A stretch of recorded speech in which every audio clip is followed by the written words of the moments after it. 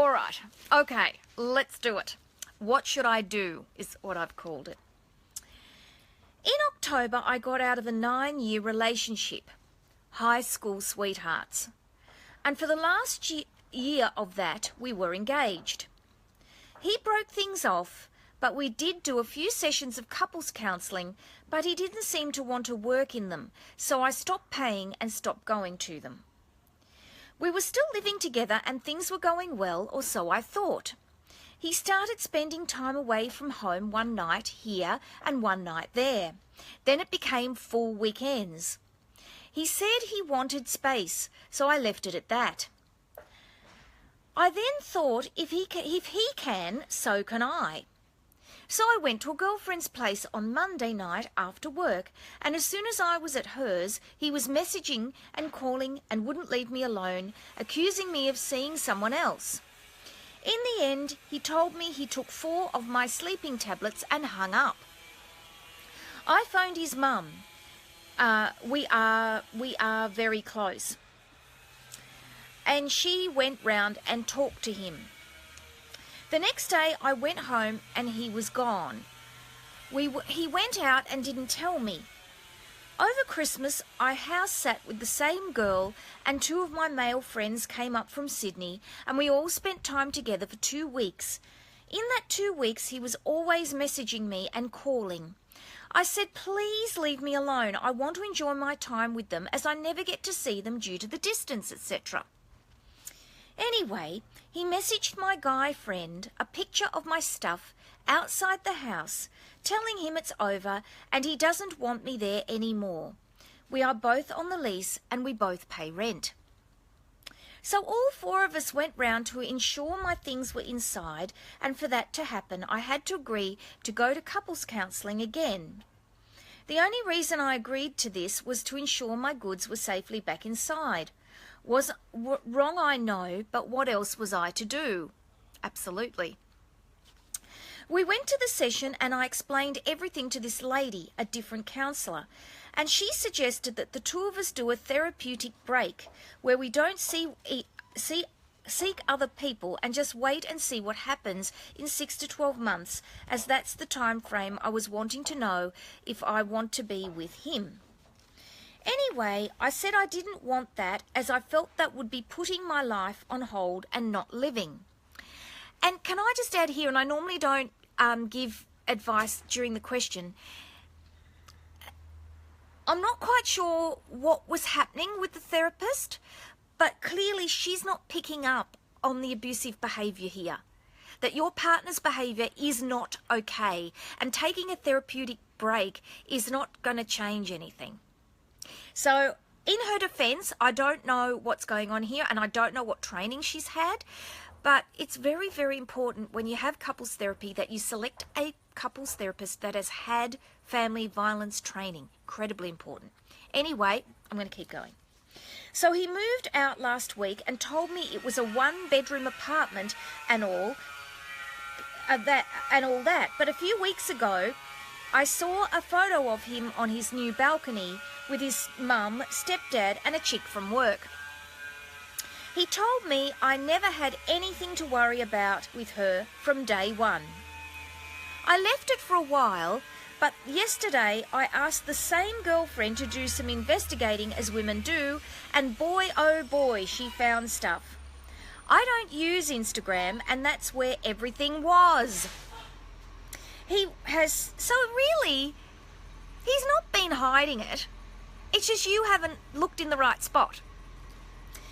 He has been seeing her since October, and there were pics of her saying they were together and he was her boyfriend and in love, etc. All the while he's been telling me he hasn't been with anyone else and only wants me, and he will never be with another woman ever as I'm the one of his dreams. Bullshit talk. I asked him about it and he flat out said he had no idea about the photos, and I laughed because he commented on them. I then said, why would she do that? He said it was all a joke. I then messaged her via Facebook and wow, I wasn't expecting what I got back. She told me they were together and that they had been together before October, and you know what? I reckon there's a conspiracy between the power saw at the back, someone banging over here, and now I've got a garbage truck. Let's just give it a few minutes for the garbage truck to go, and I'll keep going.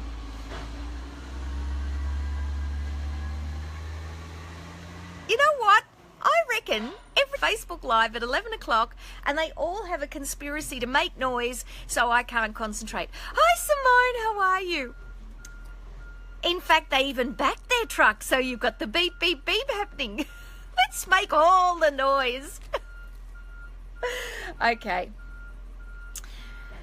she told me they were together and that they had been together before October, and she knew about me but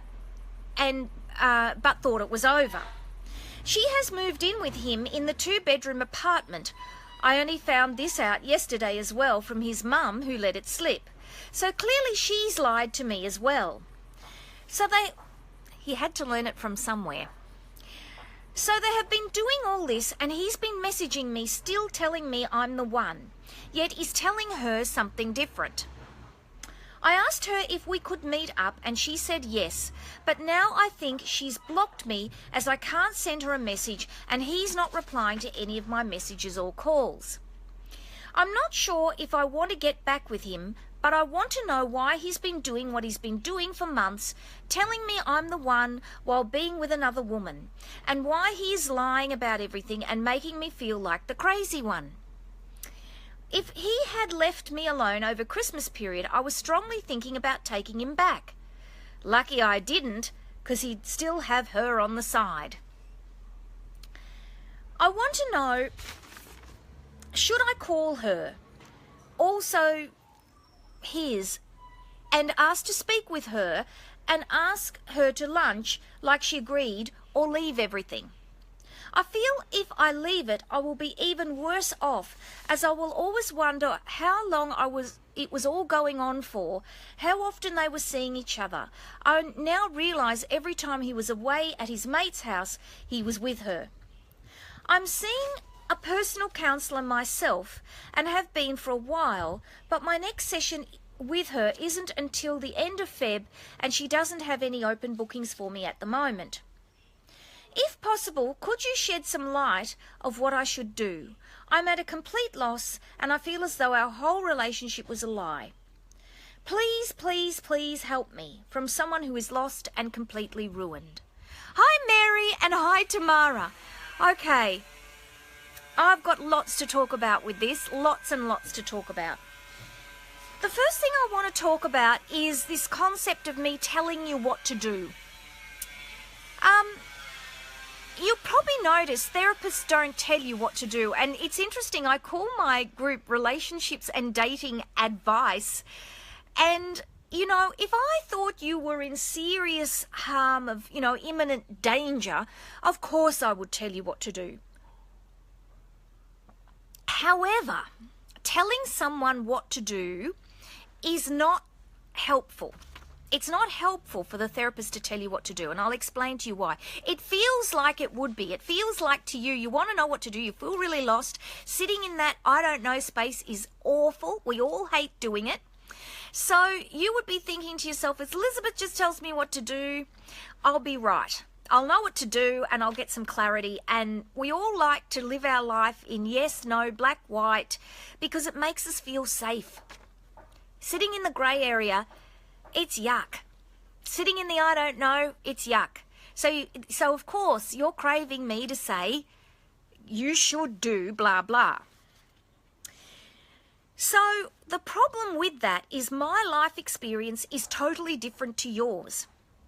So if I advise you and tell you what to do, what might work for me, or even other clients that I've told what to do, might not work for you. So it's not helpful. The second reason why it's not helpful to tell you what to do is that if you've been in an abusive relationship, you're in a really crazy space. And that's what you said to me. I don't know what to do. I feel like he's lied to me. I feel like our whole relationship's been a lie. I don't know what I think anymore. And if he's been emotionally abusive, that is probably the worst. Well, I won't say it's the worst abuse because physical abuse is pretty bad, But women I've spoken to say to me that physical abuse, at least it's clear. You know, he hit me, that's not right. What you decide to do about it might be more complicated, but physical abuse is clear. Emotional abuse is crazy making. This is why you're asking me what to do. So if I tell you what to do, I'm just being like your abuser who's bossed you around, criticised you, destroyed your self-confidence and told you what to do. So I'm just replicating that. It's not helpful. So what therapists try to do is they try to help you understand what's happened and understand yourself so that you find your own way. It's incredibly important that you find your own way so that you find your clarity. You start to set up some boundaries so you can protect yourself from this happening again. That's why therapists don't tell you what to do. So today I'm not going to tell you what to do. However, I am going to try and give you some clarity, and I do hope the therapist that you're working with has been doing the same thing, and it feels like probably your therapist has been, because you're naming a lot of the behaviours, and I get the feeling that you're recognising these behaviours as abusive. So that's a good thing. That's the first stage. So why is it that you're maybe feeling like you want to talk about this a lot? And it's good you've got a supportive girlfriend that goes and does a whole lot of snooping work for you. That's helpful. Not always helpful because they can be on your side and maybe not challenge you enough, but certainly it's good to have some support. Simone, I agree, emotional abuse is definitely worse than physical abuse. You know what, Simone? It's confounding because physical abuse will put you in hospital if you're not careful. Emotional abuse, yes, maybe, yes, that can put you in hospital too, but it's more that it's crazy making rather than making you crazy, if that makes sense, and that's why people experience it as worse, yes. So I think the reason why you're still chasing all this and saying, I need to talk to her, I want to know what he's doing, I want to know what's happened, is because you're in shock and trauma. This is somebody who's just told you they love you. This is somebody you've been with since you were at school. So you've never ever really been emotionally on your own. It's not necessarily that the relationship's been healthy, but you've had a partner for a long time. And so you've built a picture of who you thought he was and where you thought life was going and what you thought it was all going to look like, in the spring when you got older, whatever. And suddenly, that's all been turned on its head. All been turned totally upside down. And so, for you, what happens is when you get into this space, you can find yourself going back over and over and over and over things until you kind of try and make sense of it in some way. And I think when you're in an abusive relationship, there's something about accepting, hi Kim, how are you? There's something about accepting that maybe you never will get an answer.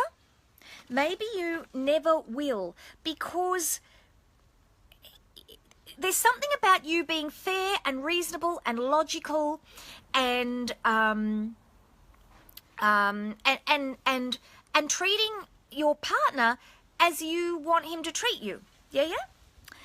And he's abusive. I mean, you paid for counselling. You've tried very hard. And some of us who are very giving people often find ourselves in abusive relationships because we just give so much. We're like sitting ducks to be abused.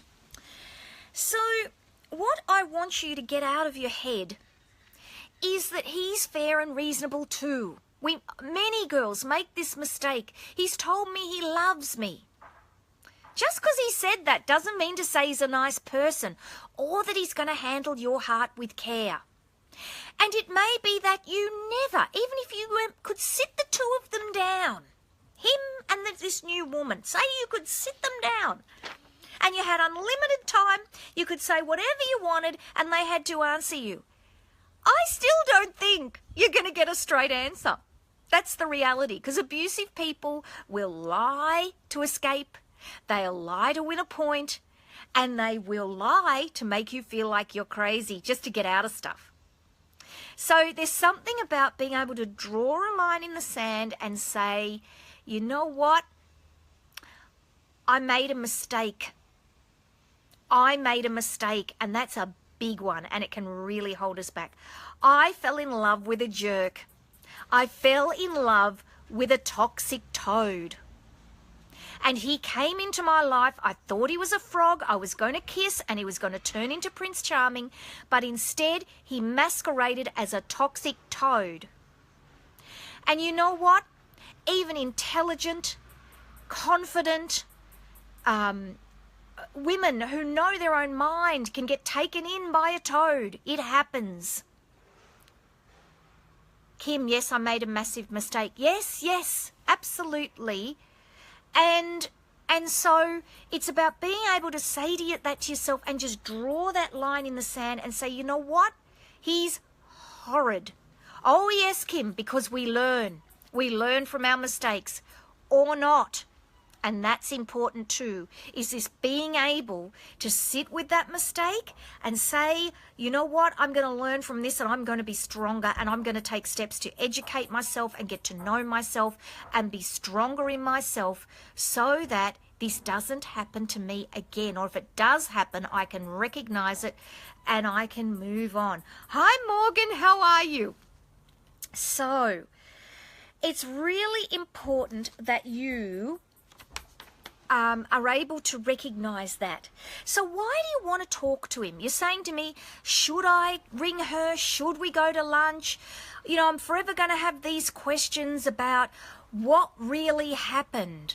I want you to recognize that's your trauma talking. That's your unconscious trying to make sense of it all. And something, you know, it's interesting. Rather than asking yourself whether you should be going back and speaking to her or him, what I want you to do, I want you to challenge yourself a bit more. So what I want you to do is I want you to ask yourself what this is about. Why do I want to talk to them? Why do I want to know the nitty-gritty of it all? Is it just my trauma? Or is this something about having a right of reply somehow? And sometimes we can feel like, you know, he's just treated me so badly and so disrespectfully, and now he's off with this new bird, and it's like he's left scot-free, you know.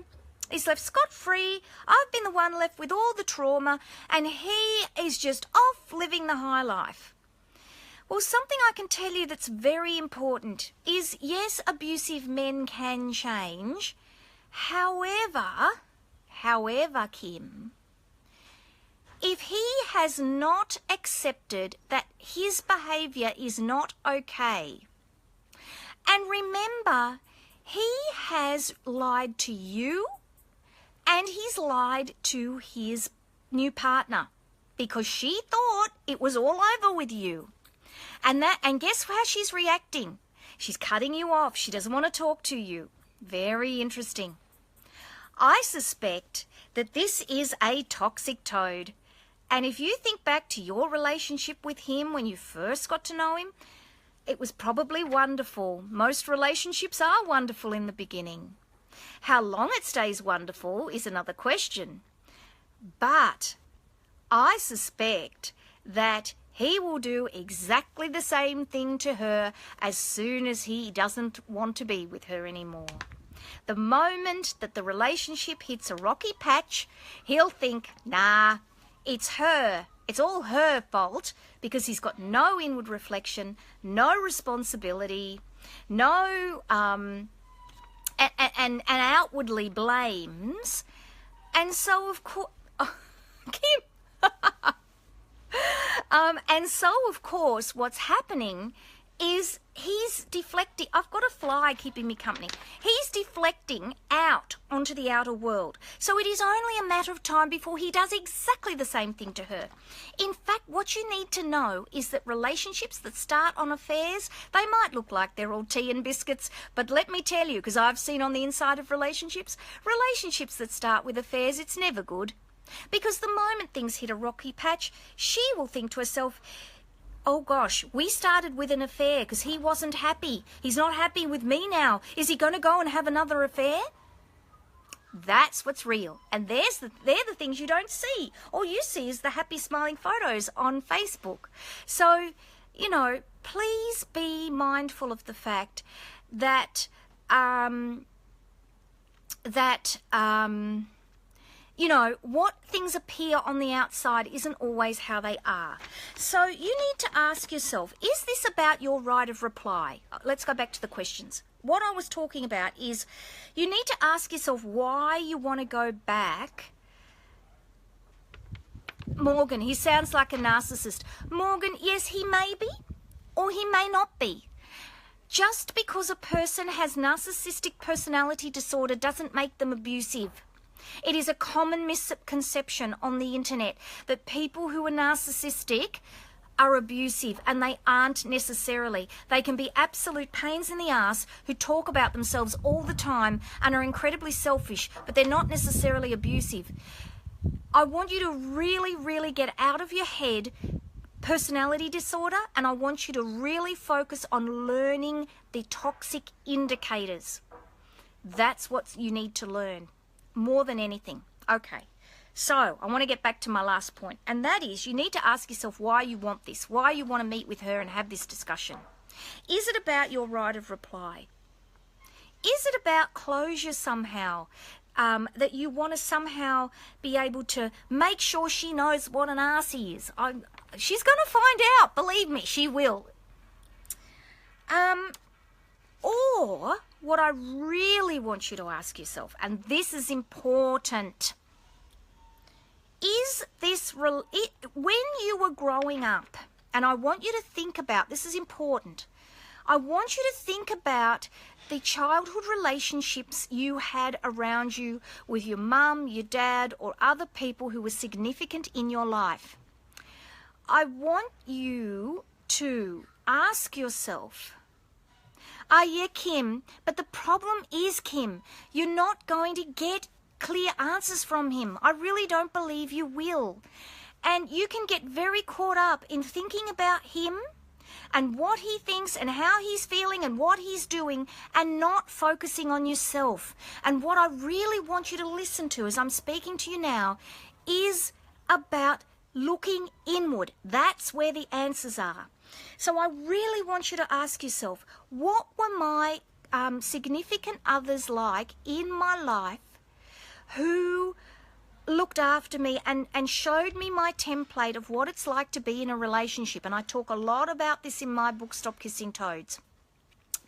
The reason I want you to do that is because if you struggle to be heard, if you found that people didn't give you a right of reply, if you had to work really, really hard in the relationship with your mum or your dad, then you are going to may have a tendency in your life to choose partners who don't allow you to be heard, who cut you off, who disregard your point of view and make it really hard for you to work on the relationship to make it work. And that's what's been happening here. This guy doesn't give you a straight answer. You could ask him and ask him and ask him. And it's interesting that you're wanting to have answers of him. That's what you're craving. So there's something there. That's an old feeling. That's not just about him. That's about you not being able to get a straight answer out of people. And so when someone doesn't give you a straight answer, you get triggered, and it puts you into an overdrive to try and get that answer. And so it's really important that you think about what that's about, because even if he did give you a straight answer, I don't believe it's going to make you feel any better. You can get so caught up in what he's doing. This is about you. You need to look at you. And I hope your counsellor is really inviting you to do that, because that's where the answer lies. These are the questions you need to work through with your therapist. Why is it that I keep needing to go back and understand this? Is this just about trauma processing, or is this something deeper that I need to process so I understand myself, so that when I'm in a situation and people are not giving me straight answers, I don't just recognize it for the toxic behavior that it is. I recognize the induction that happens for myself. I recognize that when someone doesn't give me a straight answer, I'm in there like a terrier, because it triggers all of my unconscious stuff. And that's so important for you to recognize. All right, so, oh, Kim, of course you still love him. Of course you do. Of course you do. We all have people in our life who disappoint and shock us. And we all have loved a toxic toad. Doesn't stop you loving him. However, you can't make him do anything. You could drag him back to counselling. You could force him to sit in front of you and listen to you. You can't make him do anything. And you can't make him be a nice person unless he wants to be a nice person. That's really important for you to remember. No matter what you do, you could be doing cartwheels down Swanston Street in Melbourne. Unless he wants to see that he is going to be, that he is a toxic toad, unless he recognises his behaviour and the impact of his behaviour, nothing will change. And no matter what you do, and he will go on and he will hurt girl after girl after girl. It's interesting, we used to get men coming into our men's family violence group at Relationships Australia, and the ones that voluntarily came were the ones who recognised that they had destroyed relationship after relationship. Yes, yes, yes, Kim, it is him, not you. Kim, what you need to remember is in a relationship, there is always a dance. Yeah? So I talk a lot about toxic men. And I talk a lot about their behaviour because it's important you recognise it. But it is equally important that you recognise your own stuff and you're in your own integrity and you do that hard work to bring yourself into your own integrity and emotional confidence. That's so important because you need to recognise where your part is in the induction. His behaviour may well be toxic, but you need to recognise what's going on for you. That is so important. You don't make him do anything. If he's toxic, and nothing you do will make him do anything. However, you need to recognise your own stuff, because until you recognise your own stuff, you won't move into confidence. You won't be able to make healthy relationships with yourself. You won't be able to build the life you want.